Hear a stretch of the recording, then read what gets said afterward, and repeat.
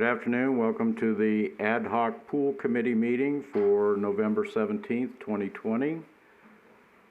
This meeting is being conducted in accordance with Emergency Directive 006 from Governor Sisolak and amended and modified by subsequent directives, so public attendance is limited. Provisions have been made to send public comment via email prior to the meeting and also to call in during the meeting. With that, I will call the meeting to order and we will begin with the Pledge of Allegiance. I pledge allegiance to the flag of the United States of America and to the republic for which it stands, one nation, under God, indivisible, with liberty and justice for all.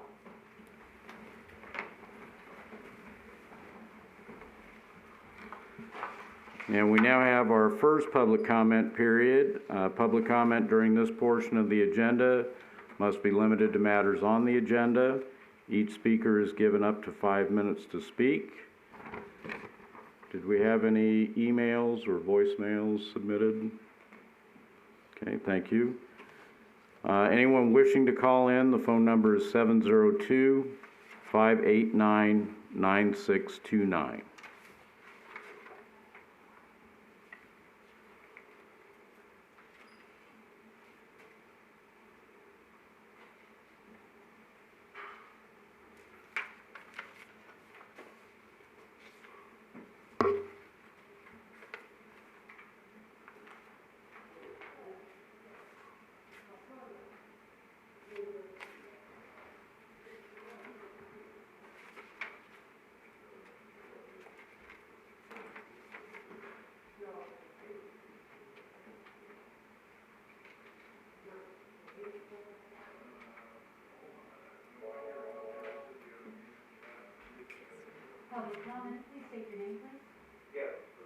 Fred Volz. The average pool usage statistics in Agenda Item 4's staff documentation deserve to be highlighted and carefully weighed. Using calendar years 2019 as the last normal benchmark, the actual pool users translates to just over 56 people per open day. This means that we are looking to spend between $20 and $35 million of public money to either renovate or build a de novo municipal swimming pool used by just over 0.3% of Boulder City's population. If these people want swimming pools, there are the Henderson Municipal facilities. There are almost 1,000 privately owned swimming pools in Boulder City, and there is Lake Mead. At a time when Boulder City has many other deferred maintenance capital projects lacking adequate funding, frivolously spending capital project money on this expensive, grossly underutilized pool becomes untenable. And I would ask that my comments be added verbatim to the record. Thank you. Thank you. Thank you. The phone line is now available for our first public comment period. The phone number is 702-589-9629.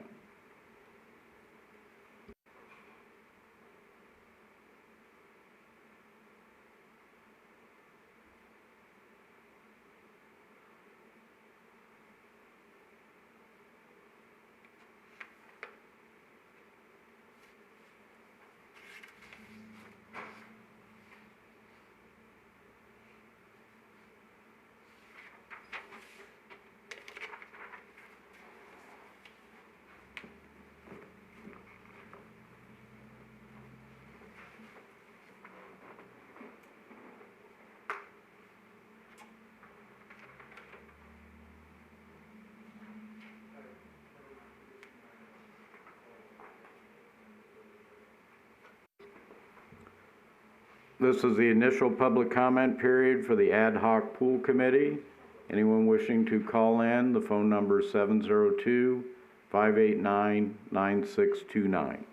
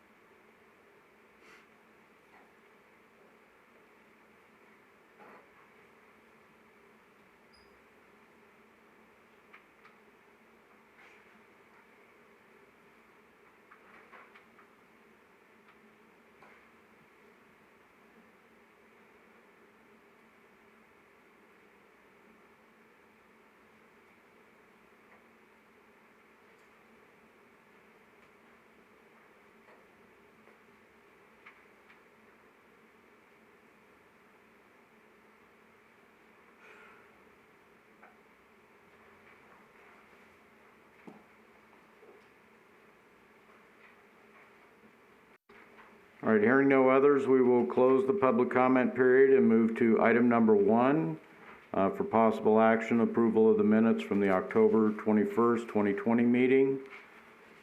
Any questions or changes regarding the minutes?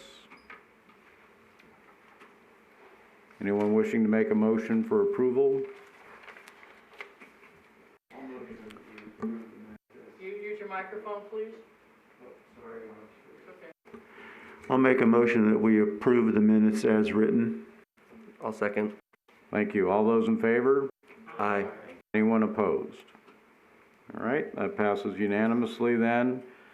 Item number 2 for possible action, discussion and provide recommendation regarding the design feature and elements of a new aquatic facility. Mr. Luttrell. Good afternoon, Mayor and committee members.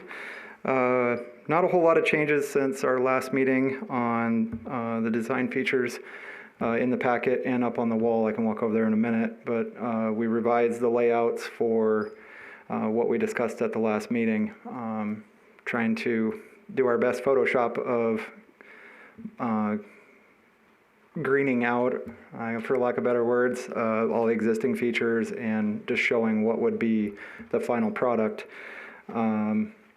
I'll walk over there right now.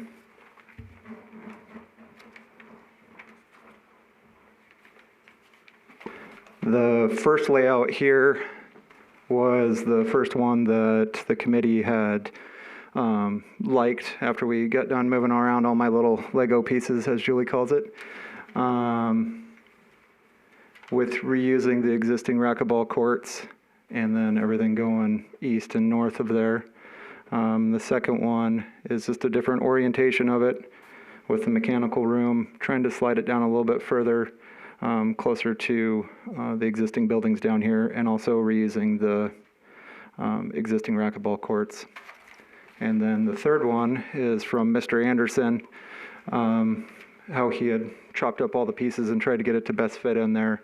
We had to do some minor tweaking of the sizes of some of the building or the rooms inside the building, just to make sure everything fit just right. But as you can see, everything was moved as far south and west as possible, allowing this whole area to the north being the open area, because I know it was a big concern of people congregating in the southwest corner.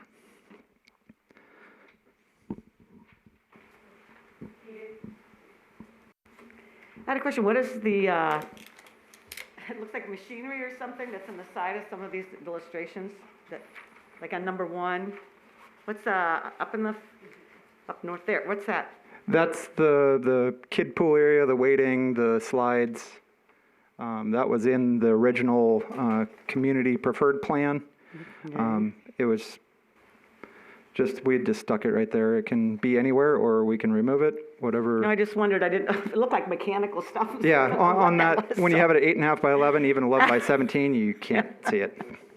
So, what was the other? Oh yeah, on these, I guess I only go to the pool every day, but I'm trying to think of where the existing pool is in relationship to what this is, the new aquatic center recommendations, right? Yeah, the existing pool It's right there? right here. Okay, so in each one of them, it's in that approximate area. Yeah, Because we want to keep the existing pool going, right, before a new aquatic center. This first layout would allow us to have the existing pool to stay there as we're building the new one. This second option, the pool would be able to be built, but we'd have to utilize some of the existing features before we could demo that and build the offices. So there might be a time where I think some of the office portion, the rest of the facility would still be able to use some of that, but I'm not sure that option will work as well as this option. And in terms of phasing, if that's the approach we wanted to go with, if we wanted to build the pool, leave the old one, and use the old offices, and then come in and build the new offices. And then option 3, I think we'd be able to do the pool with leaving the existing. And I think, Mr. Anderson, the only thing would be the racquetball, because we're trying to reuse the racquetball in this one too. So I think the phase approach would work well on that one too. Yeah. I just had to move the racquetball court over a little bit, so and kind of did this. Oh. We don't have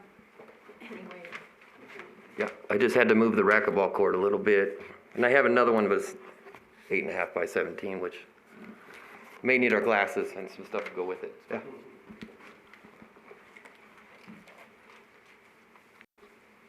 Any other questions or comments? Yeah, I think if we, go back to some of the things that were discussed at the last meeting was, in the third option there, that it may be taking up, that corner that people would kind of prefer to maintain. Option number one, concern I have is how much of that intrudes into the upper park. Yeah, I think, because we have the row of trees that's, I believe this is just south of the trees, but we might, I know all the playground equipment and everything there would have to be relocated. In the option number 3, there is no wading pool, right? It's not shown on there, but that can always be added. It was just this little piece. Okay. We could add it there at any time. Okay, that's good. I just feel like it's so important that we accommodate the swimmers' needs, but then we don't want to leave behind the things that make it fun for kids, the rock wall and the wading pool and a diving board of some kind, because middle school kids, they love, if they're going to hang out there, they want things to do. So I was just curious, I didn't see that area. Thank you.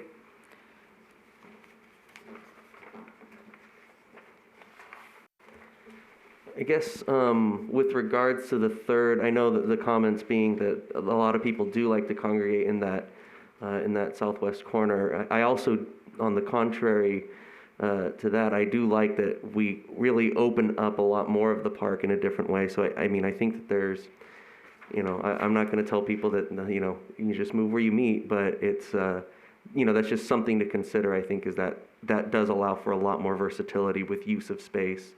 In the long term, but as far as exact layout, with this, I guess this is the second one. I'm not exactly sure. This bottom one down here, I do also think that does leave enough. I'm wondering if those top 2 rooms. I've got it right here. I can't see what it is. It's the mechanical and storage. Yeah, if those are even able to maybe be kind of tilted on their side to not go up so high into it. Mm-hmm.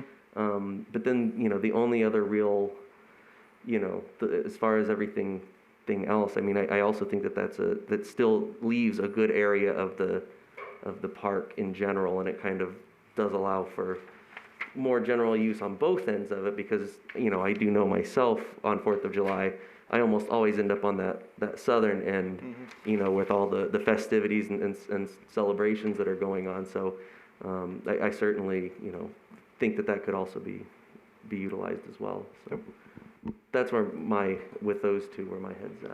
Yeah, the mechanical room and storage, it'd be easy to rotate them 90 degrees and then just have them take up the whole length. With the wind going north-south here, it might be more difficult to have the roll-up doors there, but we could always have windows that are up above that are mechanical that we can open. That's right, that was the other consideration with the... Yep.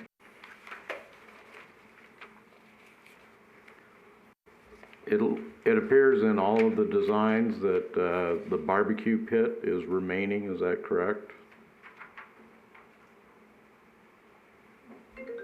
Where's the barbecue pit? Sorry. The barbecue pit is in between the multi-use building and the Girl Scout building. It's that gray area, and just a little up from that. Okay. That would probably stay because it's so far away from north and south where you'd put a pool if you went with the number 1 or the number 2 diagram that it wouldn't come into effect. Well, my concern is how far the pool extends north to make sure that that upper part is not compromised. And whether the mechanical or storage could be placed, what would be the southeast corner of the facility? that thing was built probably in the 1960s, and it has fallen apart. I mean, we had to, replace some of the metal in it and that type of thing. So, Yeah, I don't know how often it's used. I mean, it used to be 4th of July, it was yeah, used. it's, but, I don't what, see it we haven't used rented anymore. that out for a long time. So I would say that it hasn't been used in a while. Any other questions or comments? Member Reel? Yeah, Carol just mentioned two items that I don't see on this list of design elements most frequently mentioned, and that is the diving boards and the climbing wall. When you go out for bid for this thing, are those going to be included in there? Yeah, we can include whatever the committee wants to include in there. I don't know, it depends on what layout we go with, and if it's like a permanent climbing wall, or if it's something that we could roll out and strap down. We have 2 existing climbing walls that we'd probably use because they're pretty new. The design of the pool normally goes from shallow to deep, and the original design before we built the current pool had the shallow end closest to the bathhouse, and then it got deep, and that's where the 2 diving boards were. And so that, I think that's what the design would be on that. Because, I mean, both of those features are things that my kids and my grandkids love to go over there to do. Right. So I just wanted to make sure that We would took be out the high dive because it was unsafe, but there is I think a 2-meter board there, 3-meter board, and we put 2 additional climbing walls in the deep end. Okay. Well, the one thing that I thought about with it, I know I agree with not having the high dive, but if that raises the level of the roof, and is that going to cost more to have that? Well, we had to take the high dive out because the existing high dive was like 25 years old, and there were some accidents on it, and it was a liability for insurance purposes. Okay. Well, I'm not suggesting that we go back to a high dive, but if you have 1 or 2 low diving boards, does that still raise the ceiling height of the building? It shouldn't, no. Okay, No. all right.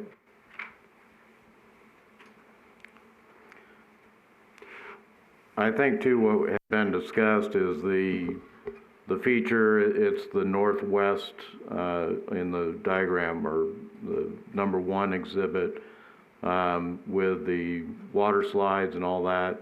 One, that could not be constructed in that configuration until the existing pool is demolished. Correct. So even though that would be, part of the plan, it would not necessarily be part of the construction costs that we would be looking at now. Yeah, again, that depends on how we want to phase it. If we want to phase it and just do a new pool and then a few years later come back in and do the next phase and the next phase, yeah, then we wouldn't be looking at that cost right now. If we want to do, say, everything right now, it would just take a lot of phasing on the contractor, and that might actually raise the price because they can't just come in and blow through everything. They'd have to be very timely in how they construct and demolish. Right. Any other, Mr. Anderson? Kind of with the designs, how it did the third one, I should say. The main things were trying to utilize the building. I know it's going to get squished over there, and it just got harder and harder in that area. But in other words, opening up the entire top section all the way around to the other side. I think the only thing that had to change, I don't know if you can see, is the racquetball courts on that one were kind of too far over to the side. So, I mean, it gives a little bit more room here, but you're definitely smashed right here in the little play area in the middle. Could be right there, leaving a lot of room. I think the layouts, like I said, became very difficult. But this is kind of something, and I don't know if it could be used in any of the phases. And basically, it just brings up, like I said last time, the hotel, along with, this is in the pool. It seems like this is kind of the common pool that's out there. You know, and so that's hoping to, you know, on this back side where you would see the pool and the colors, and that would be something like a footprint that somebody would have for us where, you know, and budget was a huge part of this whole thing anyways. And so trying to do that, you know, in the front of the pool, something like the hotel. And then I guess another addition was just behind the racquetball courts right here was to leave the existing building, which is the office.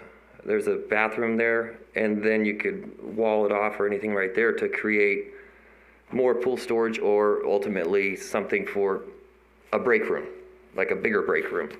I know those kind of things were becoming tough to find. And then just, like I say, on the design part, that's a little bit more fun. And that would kind of be what the old office would look like. We could build anything like that. It's just trying to bring out the Boulder City native kind of feel that we have going on uptown. So. I very much do like the idea of, you know, kind of doing an ode to, you know, architecture that's here. Obviously not a direct rip or anything like that, but I do think that's a nice thing if, you know, when we talk about that. Obviously, the more you put into little things like design and stuff like that, obviously that can make costs go up as well. Just out of curiosity, you know, with the talk about it being in this corner, and I'm just trying to picture it in my head, is the difficulty with getting it to maybe the northern corner, that since we're trying to utilize the existing space, does that just not really fit? It's because I'm trying to see where the other things are right now.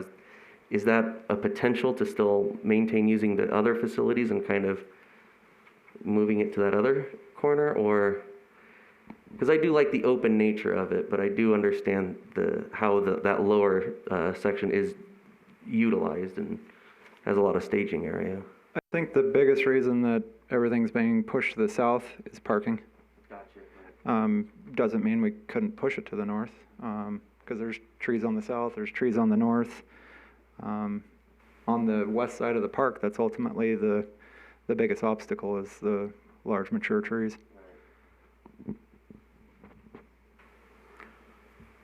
There is one feature that I don't see on here, and that is public restrooms, access for the public to restrooms. When, if you take a look at any of the items, it takes out the restroom that is in between the existing tennis courts and the pool right now. That was built in 1960s. We can't even get parts for the for the toilets or anything like that. So that was going to be removed, and part of the idea was to have a restroom that would be open from the outside and locked on the inside that would allow people to use the restroom at the pool facility and could be locked off so people couldn't get from the restroom to the pool facility. So that was in the original design of the thing, because we're going to have to take out that 1960s restroom in between the tennis courts and the pool right now. Well, that's understood, but the issue is right now that restroom does provide service or may provide service to people who use the tennis courts. That's correct. And, if it's gone, then they don't have access to a restroom any longer. And when events are held, like 4th of July, there's no restrooms readily accessible to the public. No, well, we bring in portable restrooms and put them on Eagle Drive right there, but you're right. Which everyone appreciates. Yeah. Yeah. Maybe we can make arrangements with the high school to use their brand-new restroom facility over at Bruce Eaton Field. I'm sure they'd be thrilled with that suggestion. And just to clarify, in that third one, that's what that little other additional building is, correct? Next to the, right there. Just to clarify that's what that one is. Is that the restroom right there? No, it's not. It's here, right? It looks like that's the barbecue. Oh. Okay. That's the gray area between the Girl Scout building and that's the shuffleboard. Is the shuffleboard okay. court, yeah.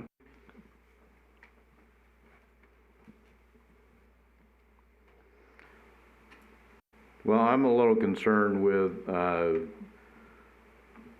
the second exhibit, access for the public, is set back quite a ways from Avenue B.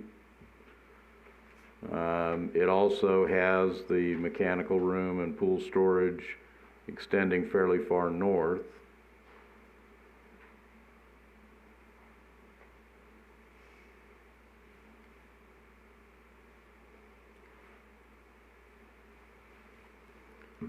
And it looks like the drawback in Exhibit 2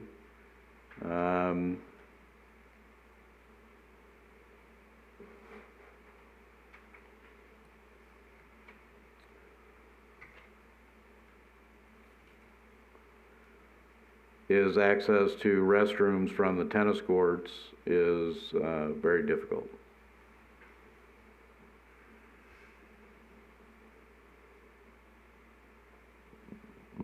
Yeah, I see 1 and 2 having that same problem here. If you're gonna find a nice open area to build a new restroom or use it on the outside of this building someplace, they're gonna have to go all the way around. Right.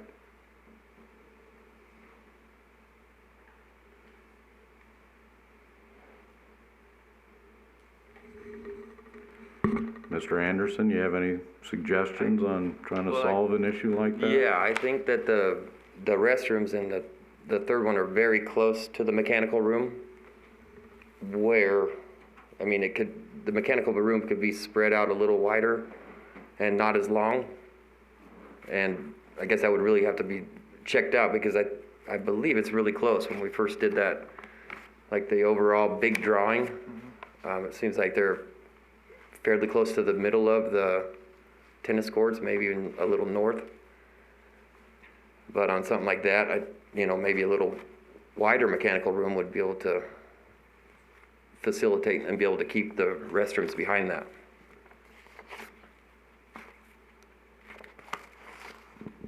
Yeah, if you almost just rotated this 90 degrees, you could always slide it west. Yeah. And then it'd leave that open space.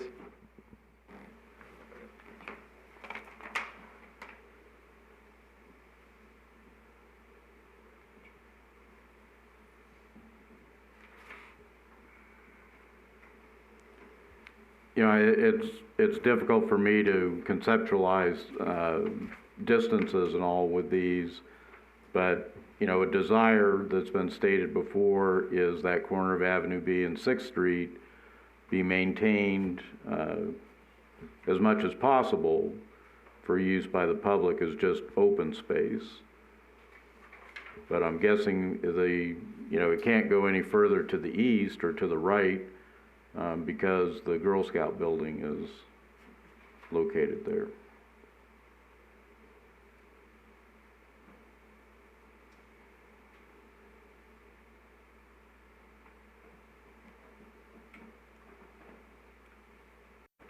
It's not a lot of space, but I do feel that you could make it very inviting to the public with proper design to make it, to accommodate, as a gathering point and as kind of like a central focus of the new pool. Whether, I can't attest to the reasons as to why that one corner has become the spot. I'm not sure what the historical nature of that is, but it's an open space. That's probably an open space that the floats go by. That's probably. Yeah. Also, if you think about it, over the past few years, we've been losing, I'm talking about the Jamboree Committee has been losing a lot of vendors. And we normally put the vendors on the south end of the pool. And right now, I think we have 1 or 2 vendors, which could easily be located at the top part where the stage is. And you could accommodate a lot of the activities on the north end of the park if you opened up that area like it shows on number 2 or 3. And plus, you would still have the 4 tennis courts. You don't have to take out any of the tennis courts.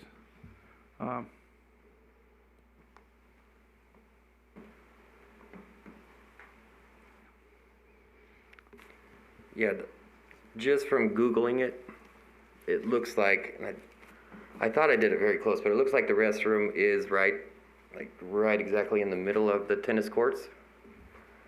So, I mean, maybe it would butt up pretty close, but I think that could be handled where that restroom could be saved and then slide the mechanical room, make it just a little bit wider. I mean, with all of this on that one, it definitely comes to a matter of feet when we're doing it. But yeah, because I think I did that on purpose where it's pretty close, where they could both be together.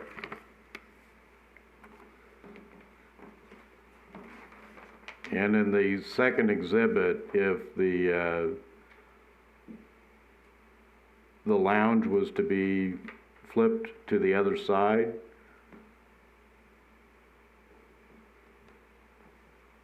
to try and bring, or to reorient the entrance to the facility itself off of 6th Street rather than Avenue B.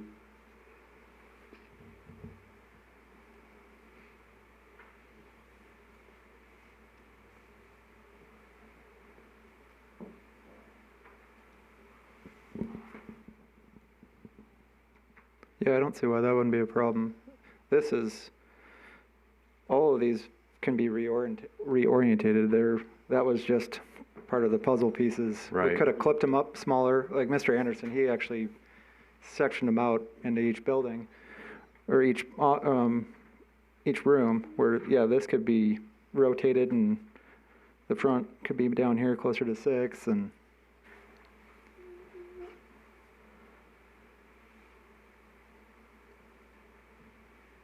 then we could even pull the mechanical room and storage room around to the side.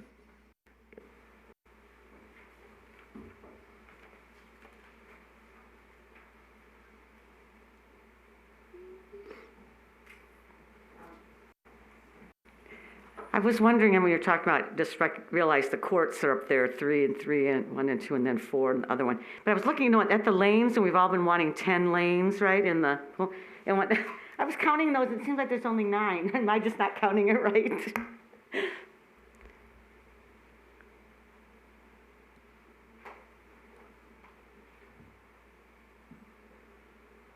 There's just too many lines there. Yeah, I'm looking at it cross-eyed right now too. So I was trying to figure out why I didn't seem to be able to count the 10. Or there are so many lines and they're narrow, so I didn't know. Yeah. But it's supposed to be the 10, It's supposed to be 10. Because that was one I know. You listed all the main criteria that were on. That's the very top one.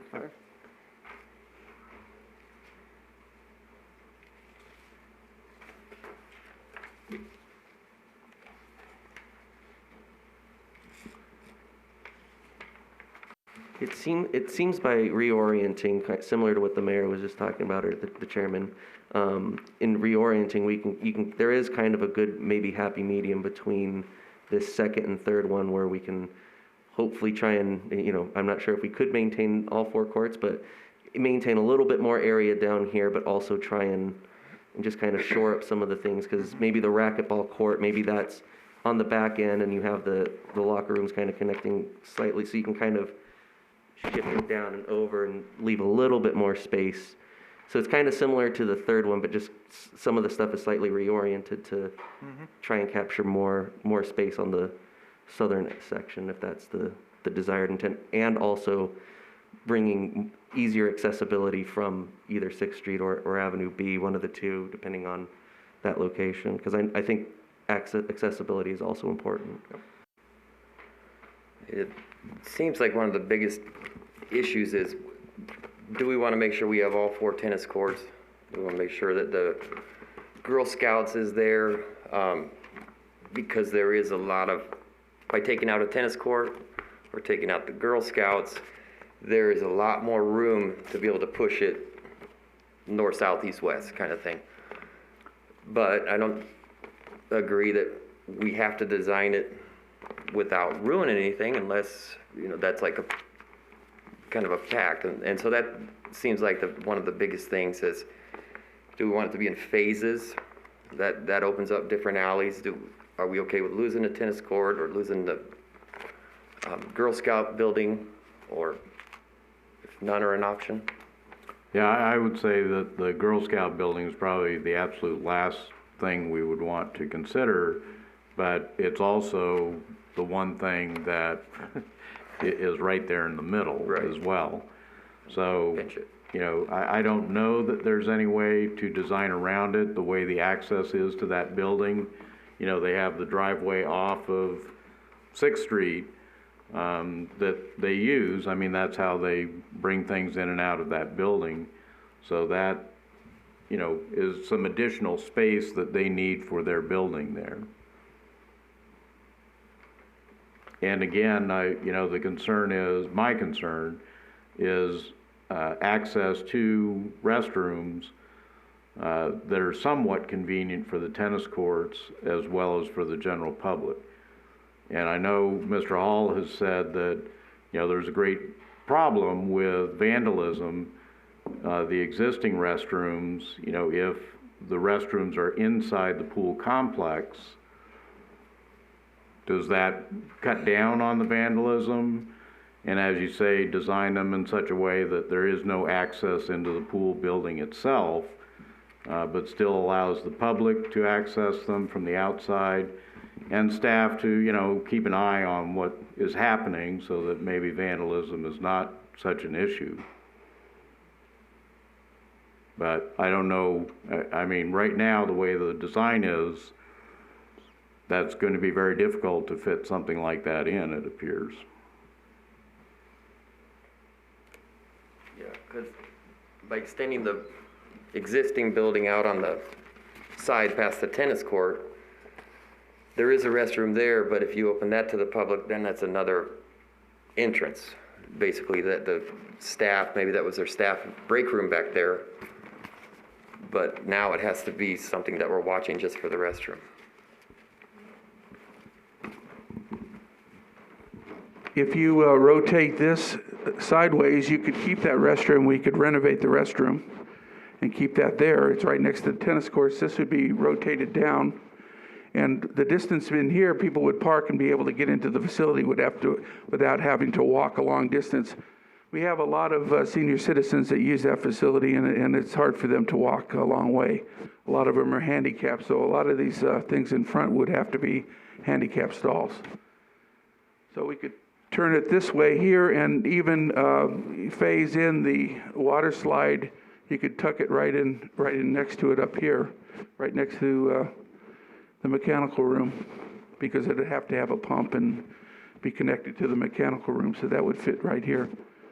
The only downside on this is that you'd lose the south end of the park, but you're opening up the north end, and a lot of people would, you know, you give them and they will come. You know, you make it and they will come. So that's just an idea. I do myself just feel, just in looking at it, I do feel that third one gives us almost the most green space. It utilizes the space the best.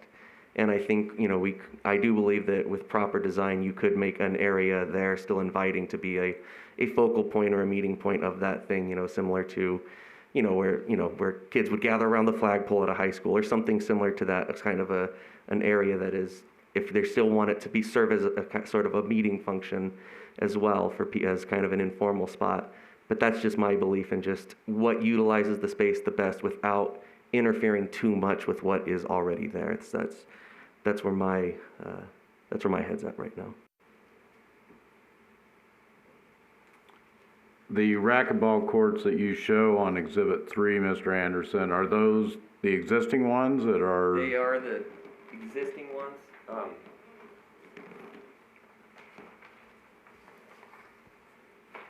And had to make a little tweak because by the time we went from both drawings back and forth, but the 1, 2, 3. Use the microphone, I'm sorry. Oh, the fourth one, it looks like it's going to have to be probably eliminated right there, and then it can be pool storage behind it. It just, back and forth on this just didn't work out, and those got slid over. And so there's actually it kind of cuts, it goes straight up and then it cuts actually back, giving a little more room here in the front. I mean, not a lot of room, and then you would have the office space right here. So originally, definitely tried to keep all 3 racquetball courts, but if we could slide it down a little bit, it would work. But then we're into the Girl Scout building. It did create probably, 17, almost 20 feet between the pool and the Girl Scout building now. On the other drawing that we did before was more like 10 or 12 feet.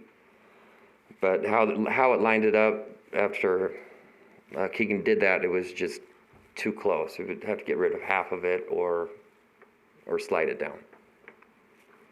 Well, and it does look at, from the usage figures, it's about 2 people a day on average for use of the racquetball courts at this point. And the same thing, 2 of them could be racquetball court, and this last one can be the exercise facility. I know, kind of got one going in there, or storage, but it would be up to you guys what would be the best. There's other little areas around that have pool storage. It's kind of a little further away.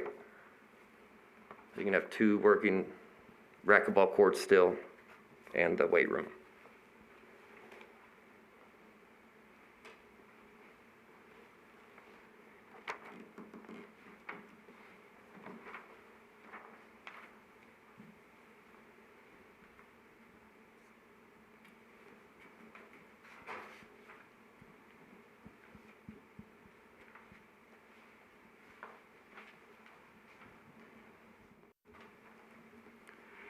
I just want to make a comment about the exterior architecture. I thought Mr. Anderson's mentioning that last meeting was very important, that it fits into Boulder City.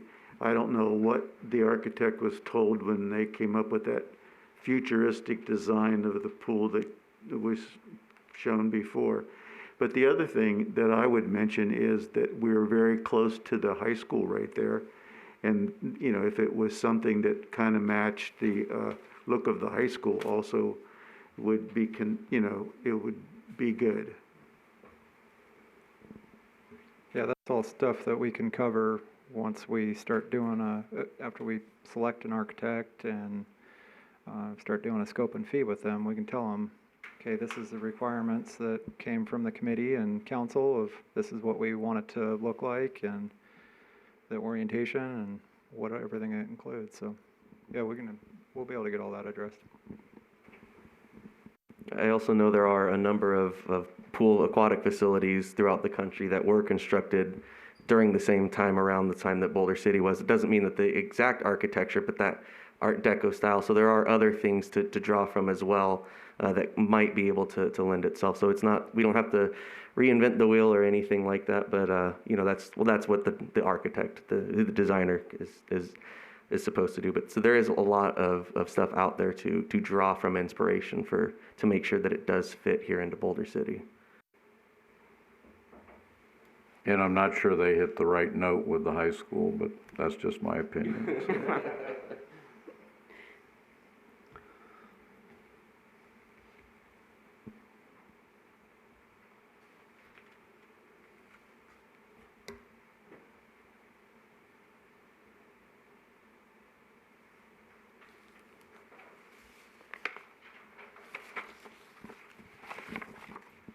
So do we want me to try to do a bit of a combination of 2 and 3 about what we just discussed, of getting it a little bit closer to the parking and definitely getting the entrance closer to the parking, but sliding it down like 3 is? Is that the consensus I'm hearing? Well, it seems to be the fit is better when the pools are north-south rather than east-west.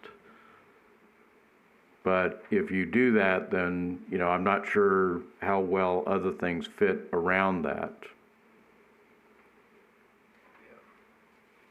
Yeah, it seems like if north-south, if we did it like that, it's going to protrude into the pool.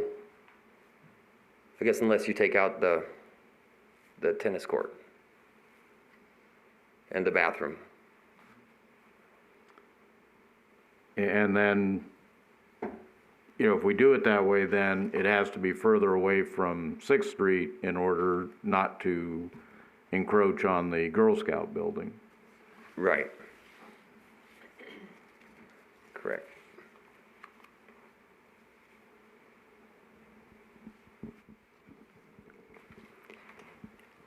and I guess I'm a big advocate of the Girl Scouts and such. I know there've been arrangements that Rogers made with them over the years, right, about access. But, you know, and we're really trying to get the Girl Scouts into science, technology, engineering, and math for STEM. And I'm thinking, why can't they come up with a great plan of how they can make it a new one nearby, or, you know, or something that, because it's such an old building, isn't it? And it's in, I don't know what kind of shape it's in. But you know, just while we keep bringing it up now and then, I keep thinking, wow, I think if we got the Girl Scouts involved, the kids would come up with maybe some brilliant ideas, and the National Girl Scout maybe money that they have. I don't, you know, there's something to throw out in terms of, I know we want to protect them, we want to make sure they have a space to do all their tasks, but maybe they would be even interested in doing something else too with it. You know, Mr. Hall provided some news clips to me from when that building was built. And it looks like it was one of the last things that the federal government provided for was to give that land, and because it was started in 1957, finished in 59 or 60. You know, volunteers did a lot of the work on it. My guess is, and again, I haven't looked at it closely, but it probably needs some work, but I doubt that it's falling down. I mean, it was, you know, the guys that built the dam built it, so. Well, I'm just wondering if there isn't something that could be done to have the pools north-south, as exhibits 1 and 2 have.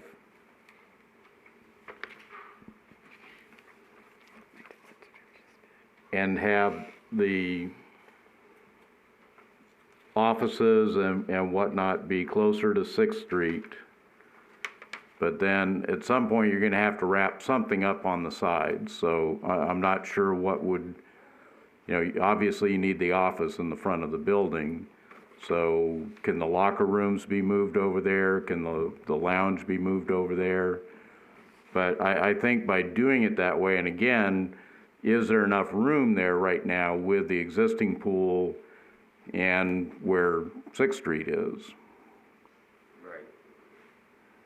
Yeah, right now there is how it sits, but like I say, everything is so close that taking one of those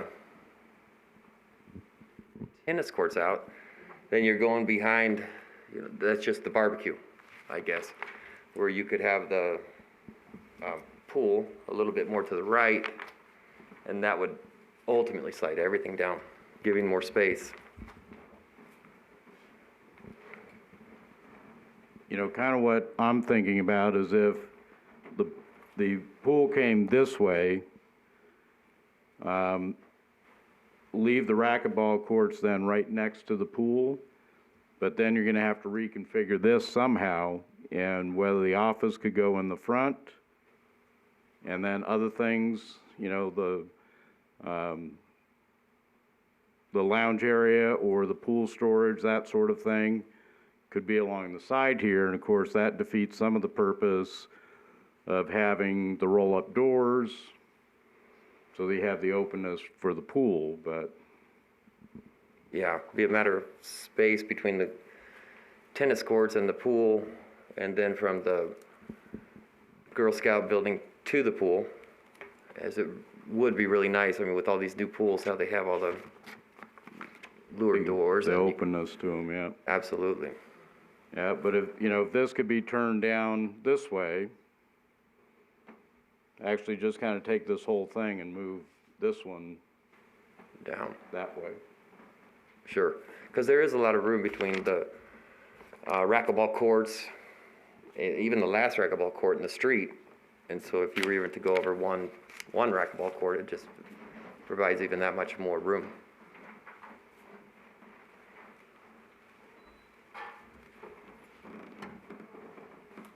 I guess the biggest question is when do we get into where the old pool is also, you know?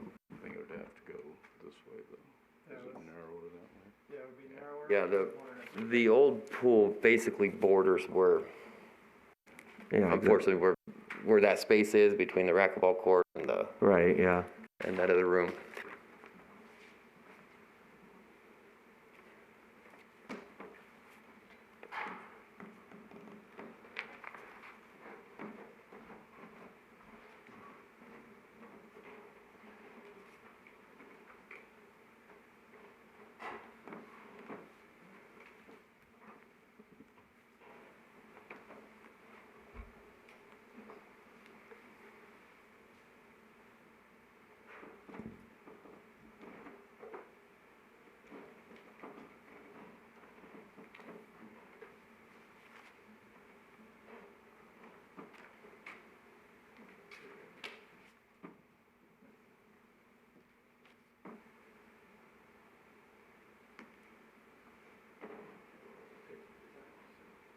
I think we're into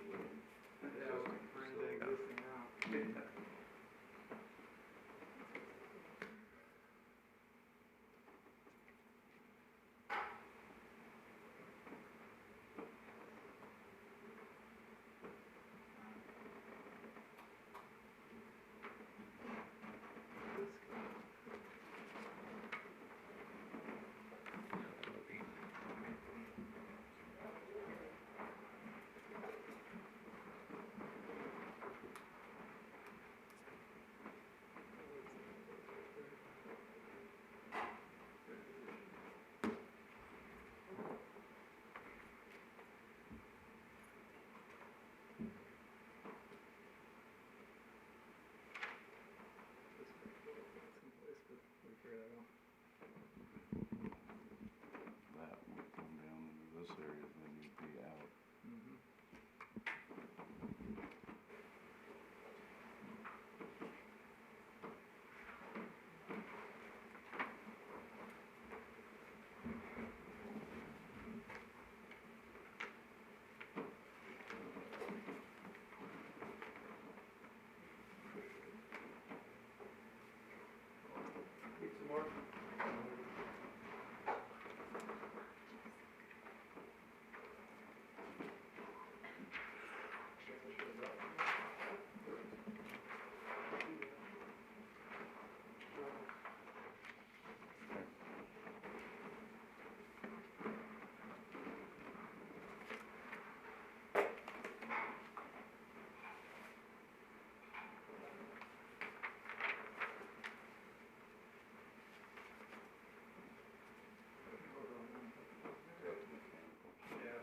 Somewhere near the pool, but.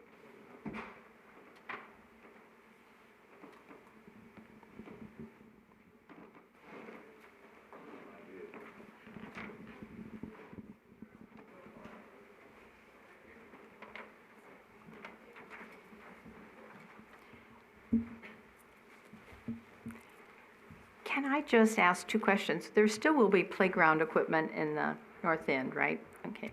The other thing, I deferred to Sarah Carroll.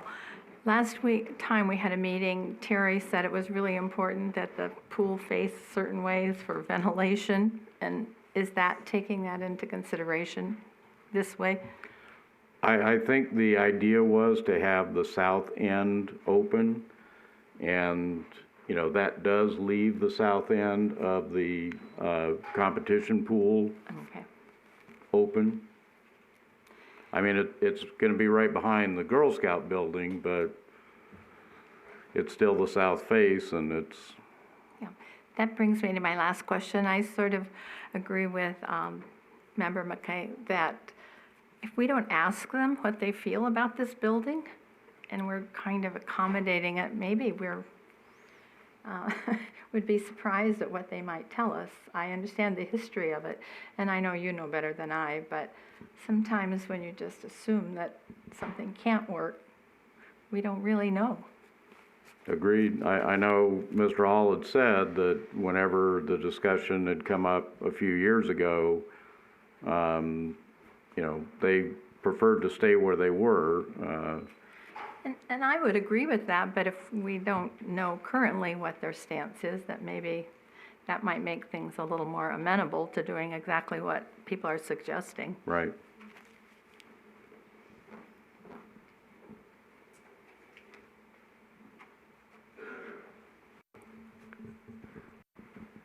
Just wanted to point out with how we just changed this around, you're still losing the restroom, but you do have a way to have restrooms here, and you're also losing one of the tennis courts.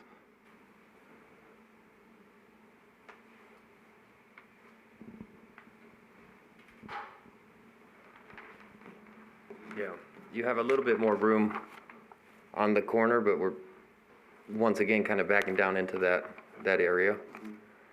I mean, I say ultimately the Girl Scouts, I don't know what a new building would cost, and I don't even know if our budget, but you know, up above by the tennis courts, maybe something nice for them. But yeah, it's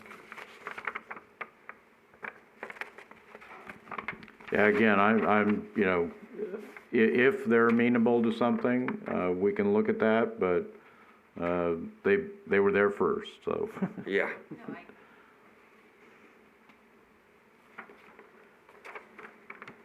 And, you know, something we've never discussed really is a second floor, over areas like the office or something like that. You know, do you have enough room there, that, you know, you would add that structure on and say, okay, that's now designated for the Girl Scouts, or.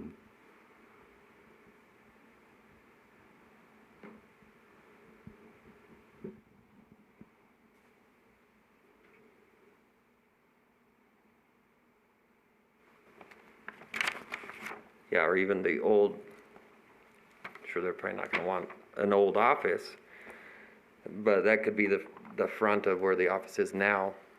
Maybe a little remodel for them in there, has a bathroom waiting area. You're talking about maintaining some part of the existing structure?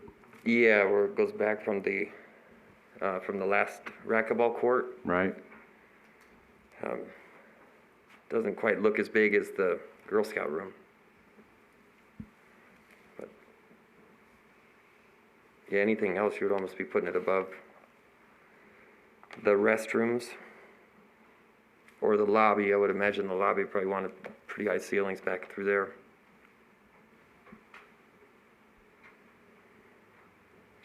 Yeah, or yeah, up by the tennis court, I guess. Or slide it a little more east. I know they can move buildings, but I'm not sure about that one. I think it's all concrete. Yeah, it's all masonry block.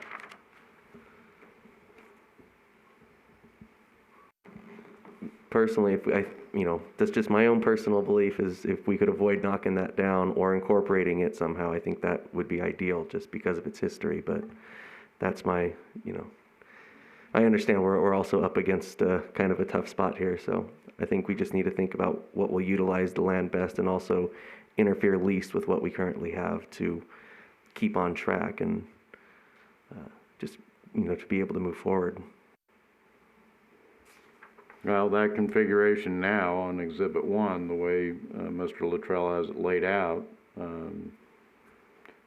there's one tennis court, and the public restroom and the playground obviously come out, but it doesn't intrude on the existing complex, and it doesn't intrude on the Girl Scout building.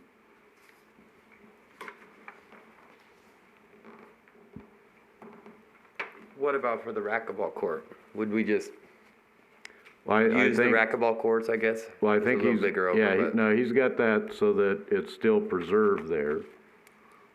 There would have to be some access built, I'm sure, to, yeah, it would give room for a nice ramp to go up the other side. Moving it like that.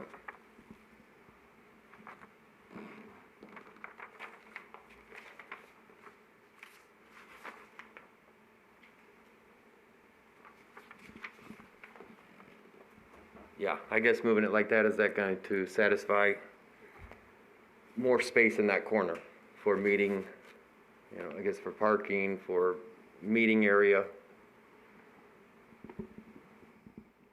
Going off the scale here in the corner, we're only looking at probably 25 feet in each direction.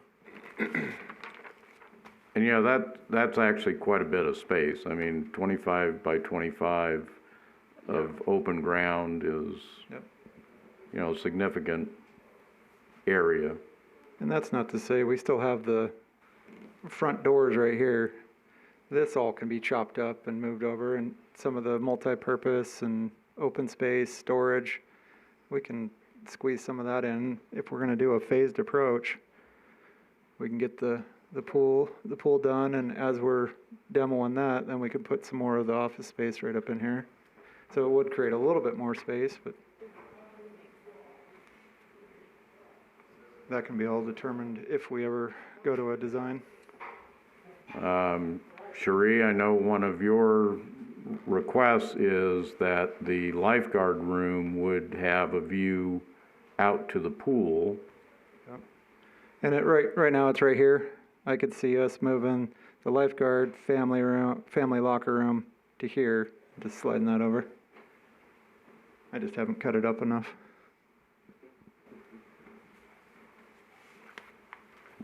Would that fit your needs, Cherie, to do something like that? Right here's the lifeguard. I'm suggesting flip-flopping it with this fitness room if that's what we want, but having those definitely, the family locker room and definitely need to be over by the pool. Correct, yeah, locker rooms need to be over here, and coordinator or whatever needs to also be able to oversee lifeguards. Where's the Right there. that definitely needs to be. So yeah, I could see locker room. Here would be a better location if we have the play Mhm. pool at some point. The lifeguard needs to be more central. Yep, so we could put the lifeguard right here in the corner, because this is the existing pool. If we had that in the corner, basically moving all of this to right there, and then the fitness area could be over there, yeah. I just need to get to work with my scissors. And if you did that, that would more readily center the office off of 6th Street and. Yep.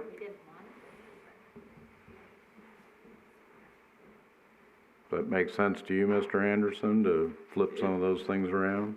Yeah, it does.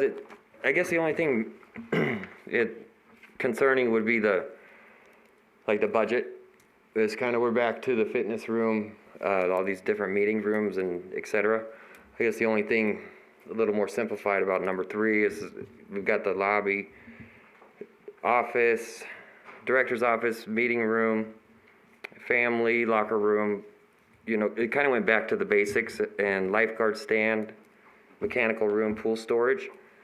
And then as you go around, utilizing the other facility, then we could do a weight room or whatever. And I guess it's just that initial, budget that we're gonna get approved for. Because after the pool's done and all this is done, if we want bigger offices and everything, we can obviously, start building more. And so that might be a big thing that kind of raised a red flag with me, is if we keep adding everything in, then we're probably back at that same budget as we were before. Well, I think we need to look at, the mechanical room and the pool storage. Between the two of those rooms, it's close to 4,000 square feet. Yeah, huge room. And, if you do build the pool storage room, it seems to me there's an awful lot of room in that mechanical room, at least initially, for storage of the pool equipment. And then you can use the pool storage room as, a warm-up room or whatever you want to call it. And the fitness center, you're right. I mean, that was one of the things that we said we would probably need to wait on.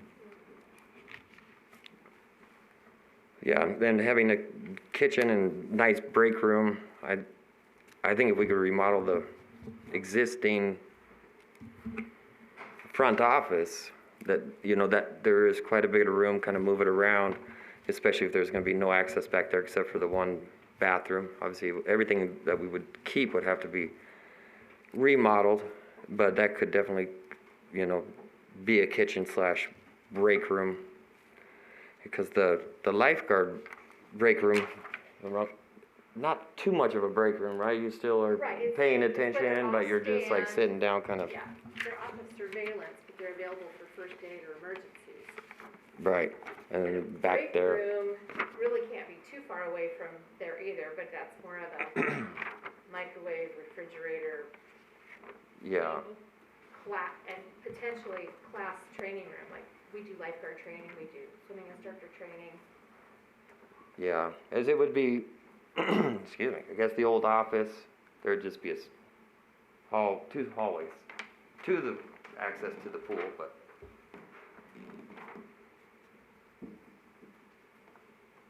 Yeah.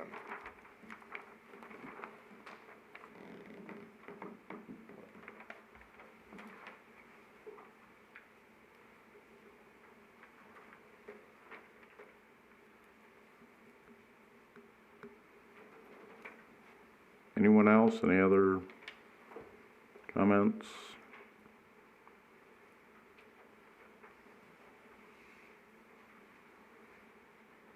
So any objections then, if Mr. Luttrell and Mr. Anderson kind of take a look then at what's up there on the first exhibit and see if all the suggestions can be made to fit in there? And again, I know we've talked about it, but, we're not at a deadline right now, but, some decisions are gonna need to be made in the next couple months if this is to get onto the ballot for next June. Mr. Luttrell, any questions? You were doing the pinning, so. No, I think I got a good idea of what we're looking for, and I can have staff quickly make these changes, and I can work with Mr. Anderson and make sure we're all on the same page, and then bring it back. You've got all your arts and crafts supplies ready to go? Yep. I got my scissors now, so. Okay, any other questions or comments then on item number 2?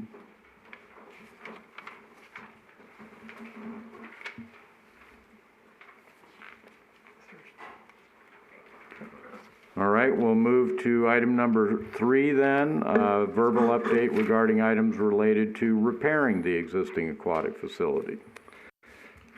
So first of all, I want to mention that we did the RFP, we did the RFP last spring, but we brought in the top 3 consultants and did interviews recently, and we selected one of those 3 to move forward with doing their analysis of the existing facility and then giving us their professional opinion on whether it can be not reconstructed, but rehabbed, and then also their estimate to go along with that. The consultant's working on their scope and fee because we asked for some minor tweaks. We wanted them to throw not a detailed estimate, but kind of a generic estimate at what the concept we come up with in addition to evaluating the existing pool, just to give us an idea if the last estimate was anywhere in the ballpark, the 27 million, then plus all the add-on, the construction management and inflation and everything. They said they could do that for a pretty minor amount once I get them a plan and the list we've been going over of everything we want in the pool. So we should have that in the very near future. And they said very, very worst case is 3 months to do their full evaluation and analysis and get us an estimate. I told them we don't need it done tomorrow, but sooner the better. And they said, yeah, definitely the 3 months is absolute worst case. They can put more people on this project and get us that number quicker than that. So that is in the process. I anticipate having a scope and fee hopefully this week, if not early next week, being able to move forward. The consultant we picked was SCA. I can't remember what the SCA stands for, but their original estimate was the 21 or 22,000. So they were on the low end of the top 3 consultants. And then also, Mr. Cohen had put me in contact with PoolServe, the president, Ronnie Dressler. He manages the MGM pools, and Mr. Dressler came out, did a walkthrough with my staff and Roger's staff, taking a look at the pool. Now, his area of expertise is just in the actual pool and the equipment room, mechanical. It wouldn't have anything to do with the rest of the complex.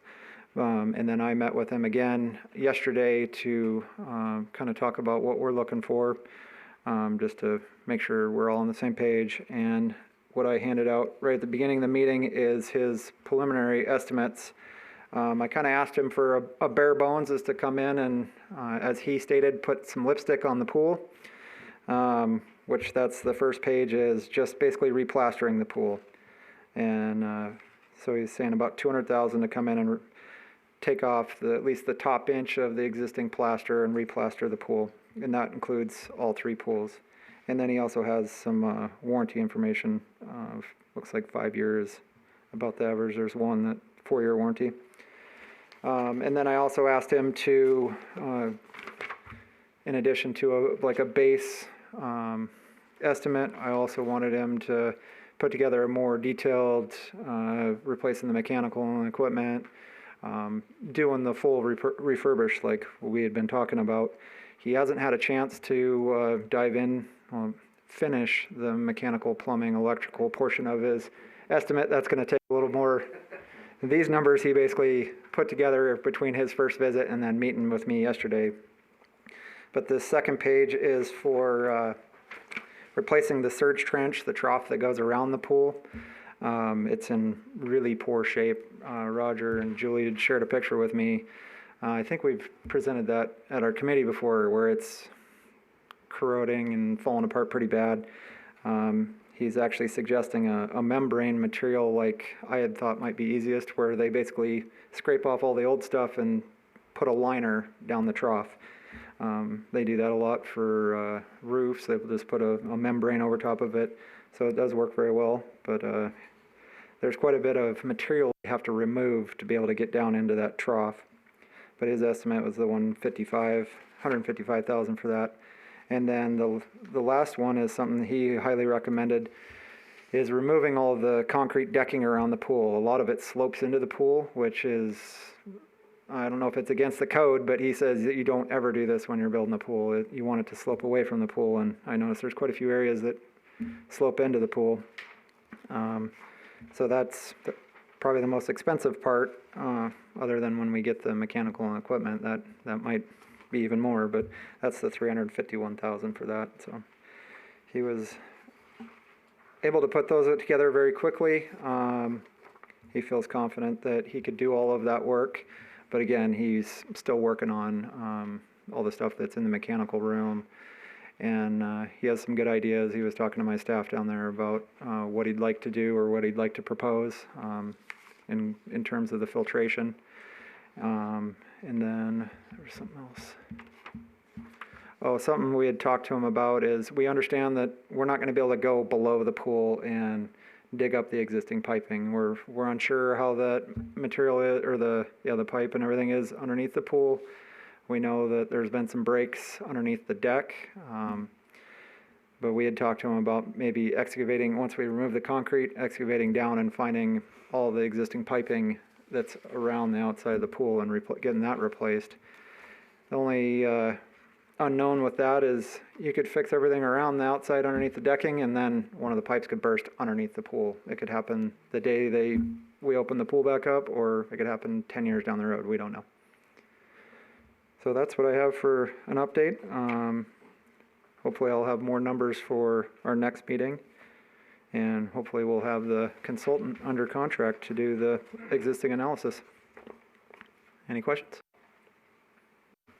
Did he give you any kind of time frame on what something like this would involve? No, not yet. Okay. I actually got these ones right about lunchtime today, so I haven't even had a chance to talk to him, other than he's still working on the other estimate. But I plan on trying to get all that information from him, just so we have an idea of how long things would be down. Mm-hmm.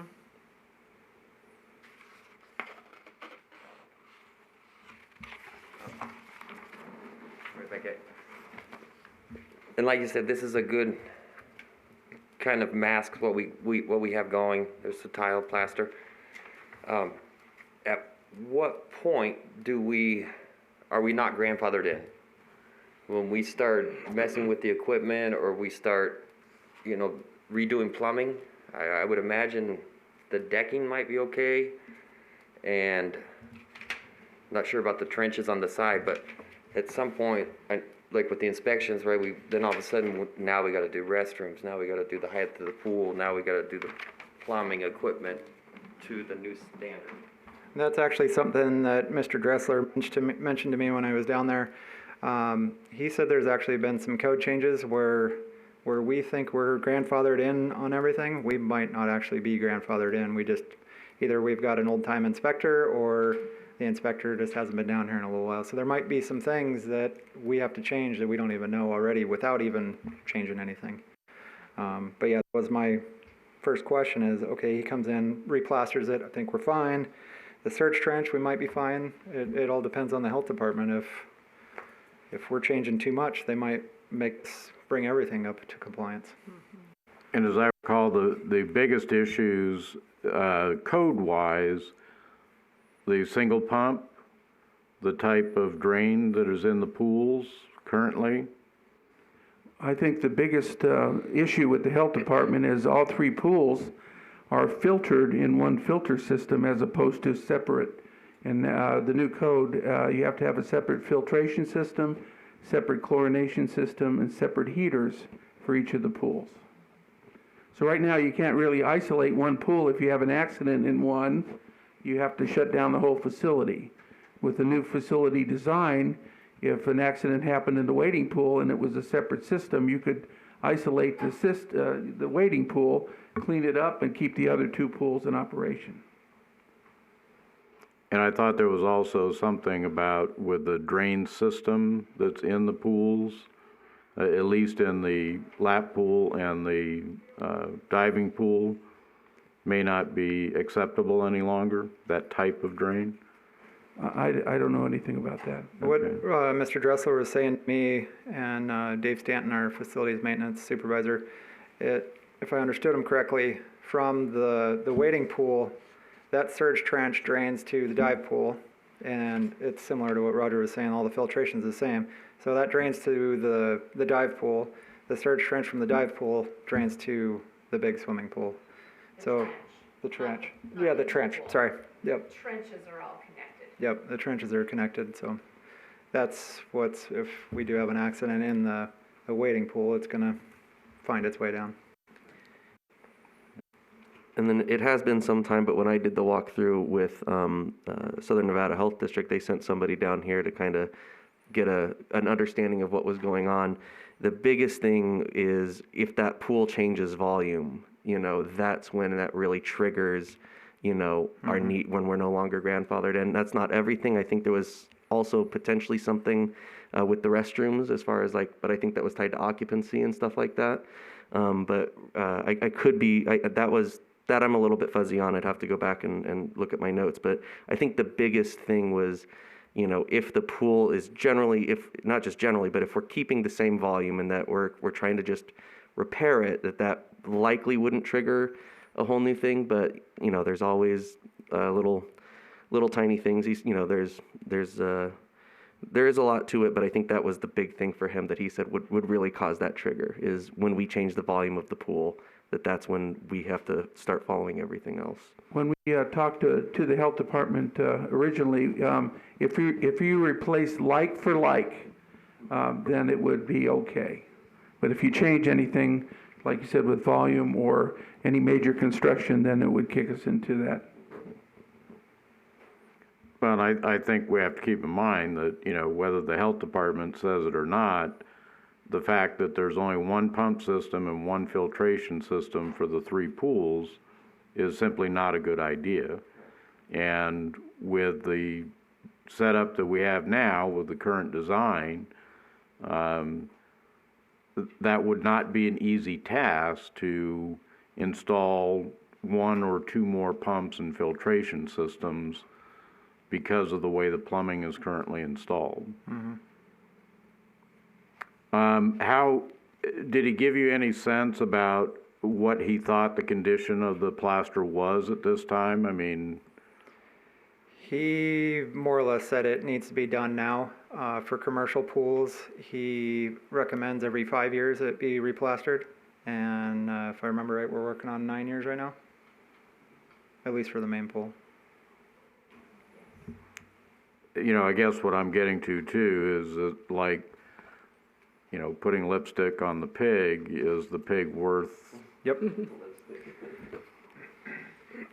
Because this is already up, what? This is 710,000 just for these portions, and it doesn't include any other recommendations he has for. For the mechanical? Yep. Okay. Any idea when we might get at least the evaluation from the architects? Are they? Trying to remember their timeline. Roger, did they say, I think it was only a couple weeks. They said they basically have someone available almost immediately to come out because they're one of the local companies here in Henderson or Vegas. If I remember correctly, they're the one that said that they could be out here very quickly once we get the contract signed. And then to do their analysis wouldn't take long. It's getting back with their estimator and all that, and then writing the report was going to be more the longer portion of it. But I'm sure we can have them provide the analysis right up front as soon as, at least the draft of it immediately. All right. Okay, any other questions or comments on this item? And again, Mr. Cohen, thank you for getting this company out here. You know, obviously they are experienced at this type of work, so.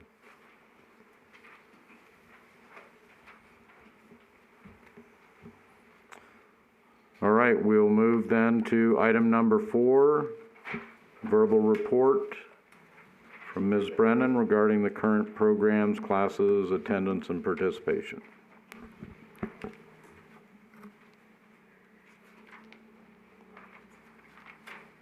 Cool. Good afternoon or evening, Mr. Mayor and committee members. Today I'll be providing information on pool classes, programming, and participation. This general overview should give you a glimpse into what goes on at the Boulder City Pool, and hopefully this will help you with your decision in whether we can repair the current facility or replace it with a new one. So as you can see, we offer quite an array of classes and programming at the Boulder City Pool, and there's something for everyone from ages 6 months to over 100 and beyond. So let me just highlight a few of what's on the screen here. Our water aerobics classes are very popular, especially with our senior citizen population. These ongoing classes not only provide a good workout, but also a sense of belonging and community. But keep in mind, people of all ages can get a great workout in one of these classes. Turning to the Learn to Swim. Learning to swim begins early, age 6 months, through our American Red Cross progressive lessons. Each level builds on the previous and provides each child a path towards becoming an independent swimmer and then acquiring the necessary skills to become part of swim team if that's their goal. We have 2 outstanding swim teams that rent the facility. They hold their practices there. These are the Boulder City Henderson Heatwave, which is a year-round club swim team, and the Boulder City High School swim team, both of whom have had swimmers competing at the highest levels, to include Olympic hopefuls.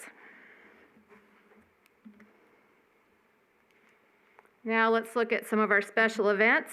I'm going to highlight some of these. The coin toss is part of that annual 4th of July Jamboree, and it's a highly anticipated event. It draws youth from Boulder City, Henderson, even Las Vegas, and those who are visiting in the summer, visiting their grandparents or aunts and uncles. The cardboard boat races is an event we offer free of charge, thanks to our generous sponsors. And the youth have fun showing off their very creative boats, which are based on a theme chosen each year, maybe Star Wars or dinosaurs or Legos. And as I said at the beginning, we have something for everyone. So at the end of the summer, we have our Soggy Doggy Pool Party. This is a time for the pooches to enjoy romping in the pools before we drain the water and get ready to put the bubble up.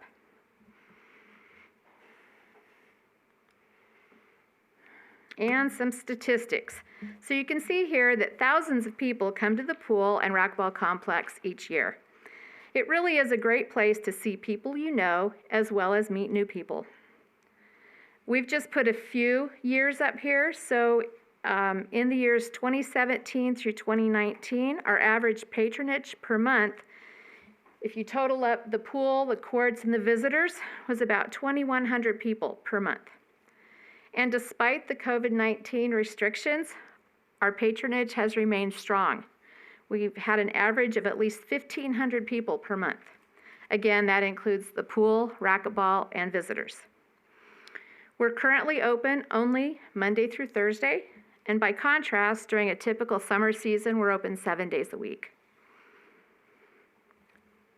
So just a few notes of interest. We've had, this is not on the screen, We've had 943 different people utilizing the facility since we reopened June 10th. And in June alone, we had 254 different individuals come to the facility, and we were only open 12 days in June. So take into consideration that this was with very few racquetball players, no volleyball players, very few swimming lesson students, and no BCH swim team due to the restrictions. And just a few more notes of interest. Many of our lap swimmers swim every day, and some swim at least twice a day. To date, we've had 764 children aged 4 years and younger who have received free swimming lessons through our Learn to Swim grant program since its inception in 2009. Donations for this grant come from some of the local solar leases, as well as Southern Nevada International Code Council. And lastly, approximately 40 patrons use one of the senior insurance programs to pay for their lap swimming. So hopefully this overview has given you an idea about what's going on at the pool throughout the year. Our classes and activities really bring together all ages and abilities. We want to continue to be an integral part of the community and hope this information helps you in the recommendation process of this committee. So thank you for your time, and are there any questions? Any questions or comments? Well, since Mr. Volz has commented every single time we've had a meeting, how does his attendance figure of 54 per day compared to what you put together here? I did do a little calculating, and I came up with that he was looking at probably just the pool usage as part of that, and perhaps, don't know for sure, that it could be taking 7 days a week, not taking any of our closures into account. You know, if you take out the time we're closed for Bubble Up and Bubble Down, a few holidays, that can skew things a little bit. That's my best estimate. Well, I mean, during high school swim alone, I have at least 45 kids. Right. Every day. So, and that includes the lap swimmers or BCH who's in, you know, or the lessons or the learn to swim or the exercise. So some days it's a lot more than 50 people. Mm-hmm.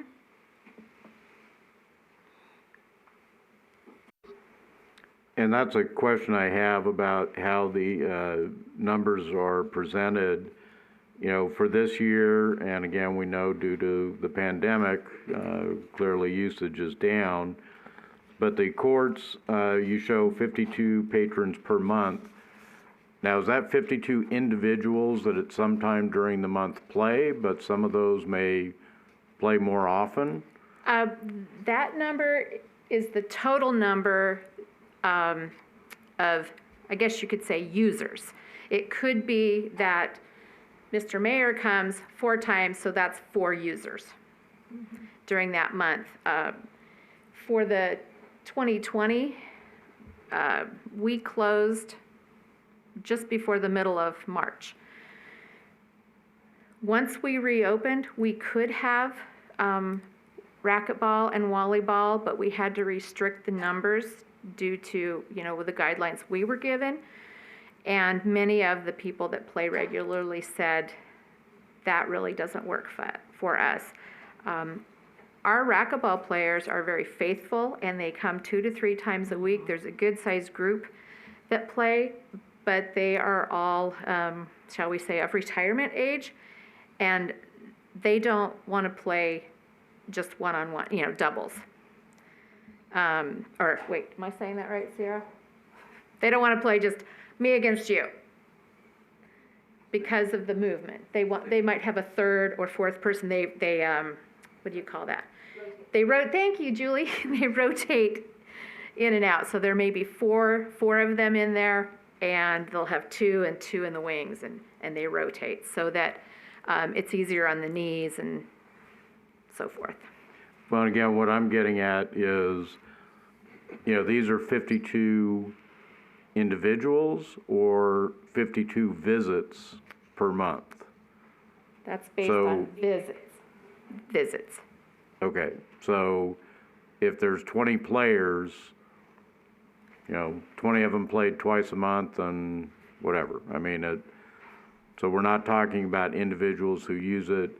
It's just 52 uses of the court per month currently. Correct. That's, and I think we have that based on an hour.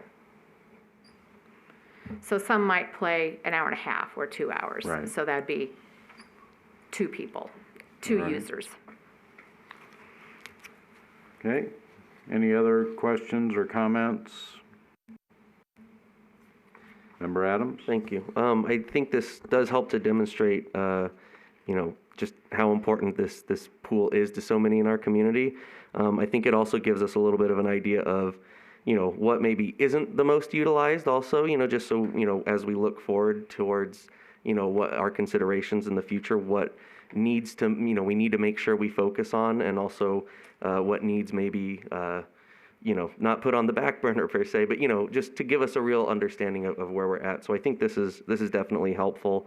I know myself, obviously I haven't been involved in swimming in a long time, but when my family was, it was incredible how many people really are involved and how many, it really is a family community type event. And I think that the services that our pool provides, help. I mean, when you have swim lessons in a community, you have less drownings. When you have, there's so much. Having a pool for exercise for our senior citizens provides, an outlet for health. And I understand, and some people are going to say, not everybody uses the pool, so why does everybody need to help pay for it? But, when it comes to city services, not any one service is going to be utilized by every single member of the community at any one time.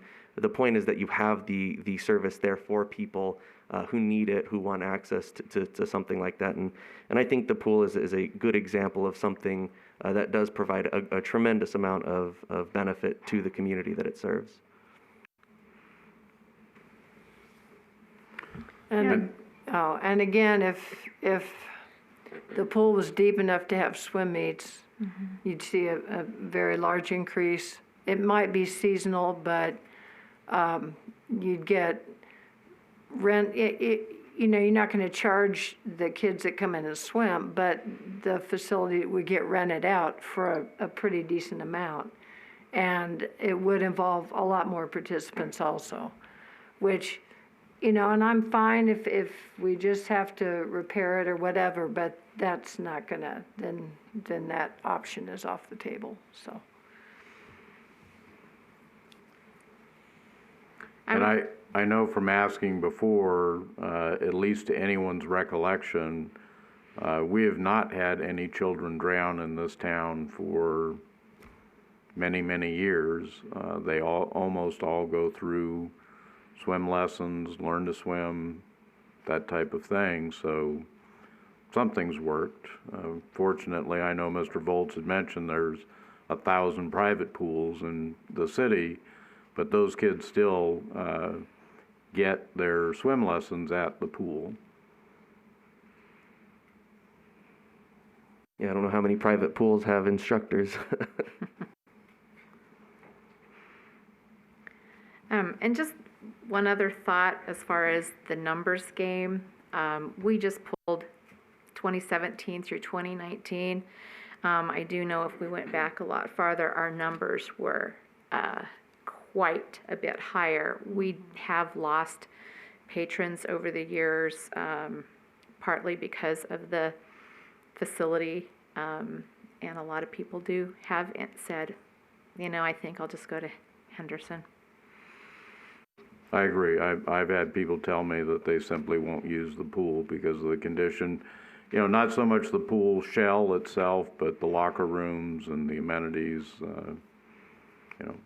They just. Mr. Anderson, you had a comment? Yeah. Don't be mad at me for this one. going through all these designs and everything like that and knowing the people that we have on the racquetball court, if there was one racquetball court, would we have a lineup on the side, or, probably people come in a group, right? Or how does that work? Yes, well, there's popular times to play That's the problem. racquetball. That's the deal. They all want to play around the same time, and then we also have the group that likes to play volleyball. And it's kind of, they play a little bit later, but there is some overlap. Yeah, that's a tough one, because they are regulars. Yeah. And again, that's great exercise, but, we are gonna have to make some decisions about cost benefit along the way. And, again, if we can save them, absolutely we wanna do that. Any other questions or comments? All right, thank you, Ms. Brennan. Thank you. Okay, our item number 5, discussion and recommendations regarding future agenda items. I'll say that what's listed in item number 5 needs to always be on the agenda, that we always discuss what we'll have for our next meeting. Regarding item number 3, the verbal update regarding items, I think we need to change that at this point to, for possible action, to discuss and provide recommendations to staff on that. I think we're hopefully getting to the point where we will have some actionable items on that.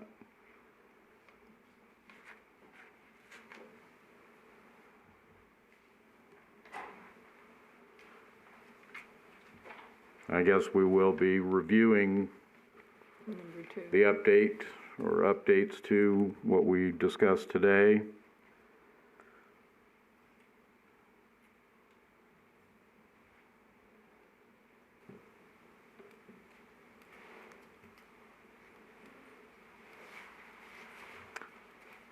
I don't know that we need, well, I'm not sure, let's put it that way. I'm not sure, the council has asked the city attorney to review the ballot questions. I'm not sure when that review will be completed, but we may want to include that on our agenda in case that is done, review status of ballot questions.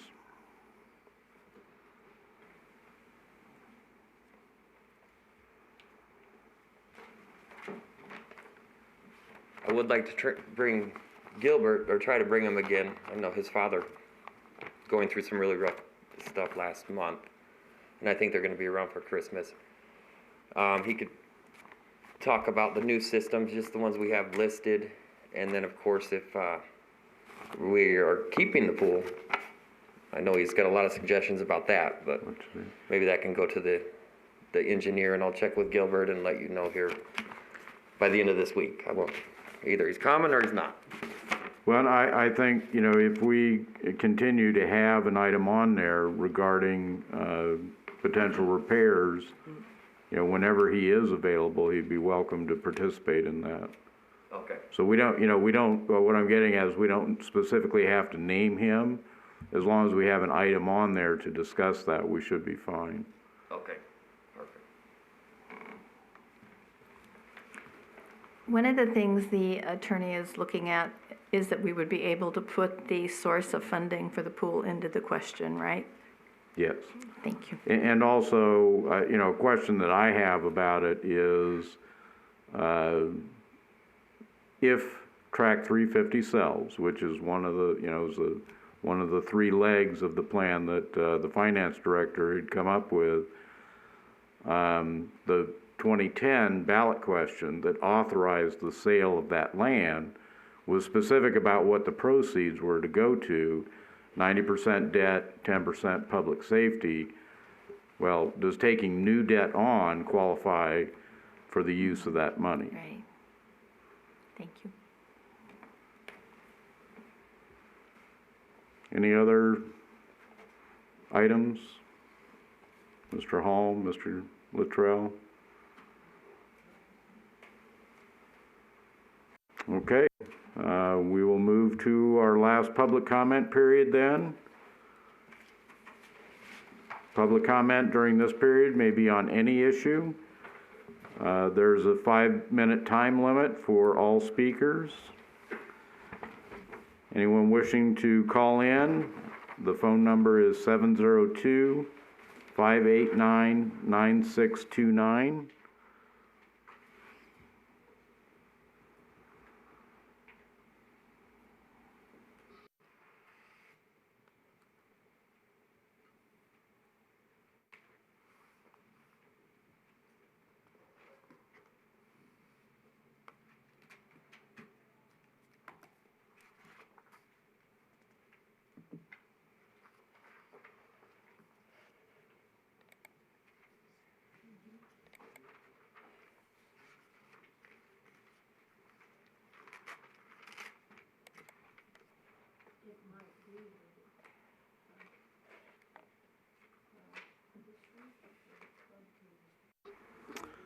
This is the final public comment period. Anyone wishing to make public comment, the phone number is 702-589-9629.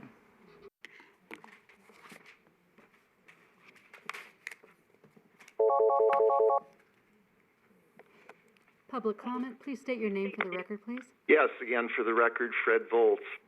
The average daily activity statistics cited in the first public comment period allow for closure days, and yet the usage numbers for the pool, not the other facilities, if Parks and Recreation has accurately counted all pool users, including class attendees, still are low. With economic fallout from the virus lingering for an extended period of time, it is important to separate nice-to-haves from essential services. The children can always be invoked as an excuse, but clearly usage of this municipal pool by the city's own statistics does not justify a multi-million-dollar expenditure. From what we know so far, it will take at least $20 million to try and save the existing pool that has been allowed to atrophy for decades. It is imprudent to spend this magnitude of money on a pool, and I would ask that these comments be added to the record. Thank you. Thank you. Anyone wishing to speak in public comment at the Ad Hoc Pool Committee, the phone number is 702-589-9629.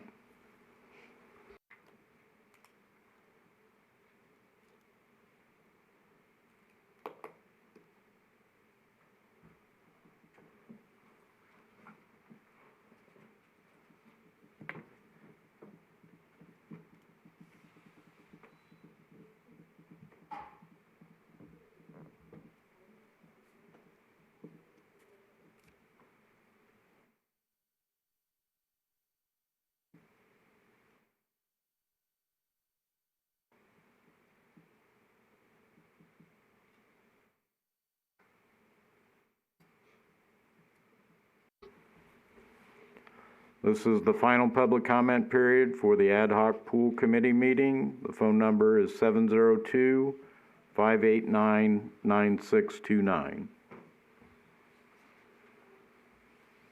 And were there any emailed or voicemail comments submitted prior to the meeting?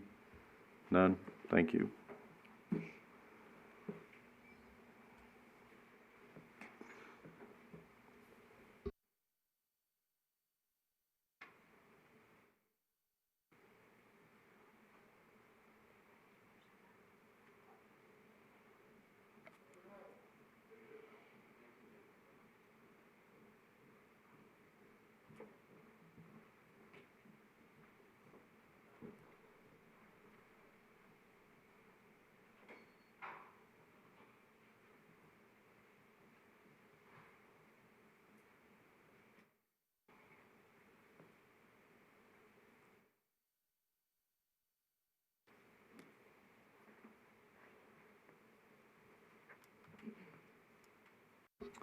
All right, hearing no others then, we'll close the public comment period and we are adjourned. Thank you all very much.